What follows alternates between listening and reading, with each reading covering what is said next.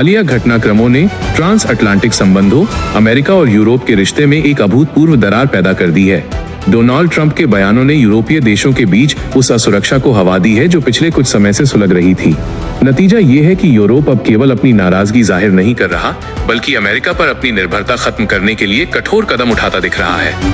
France संप्रभुता की ओर कदम। France के राष्ट्रपति इमैनुअल मैक्रों लंबे समय से यूरोपीय रणनीतिक स्वायत्तता के पैरोकार रहे हैं।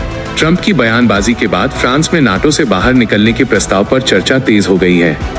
फ्रांस का तर्क है कि यूरोप को अपनी सुरक्षा के लिए किसी ऐसे देश पर निर्भर नहीं रहना चाहिए जिसकी नीतियां हर 4 साल में बदल जाती हैं।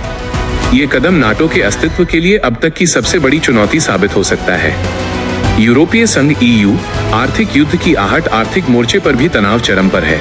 यूरोपीय संघ ने संकेत दिए हैं कि वो अमेरिका के साथ होने वाली ट्रेड डील्स को सस्पेंड कर सकता है। ट्रंप की अमेरिका फर्स्ट की नीति और टैरिफ लगाने की धमकियों के जवाब में EU अब अपने हितों की रक्षा के लिए जवाबी व्यापारिक प्रतिबंधों की तैयारी कर रहा है। ये एक स्पष्ट संदेश है कि यूरोप अब वॉशिंगटन के आर्थिक दबाव के आगे झुकने को तैयार नहीं है। इटली सुरक्षा ढांचे पर सवाल। सबसे चौंकाने वाला रुख इटली की प्रधानमंत्री जॉर्जिया मेलोनी का रहा है। पारंपरिक रूप से अमेरिका के करीबी सहयोगियों में गिने जाने वाले इटली ने अब अपने देश में मौजूद अमेरिकी सैन्य ठिकानों की उपयोगिता और संप्रभुता पर सवाल उठा दिए हैं।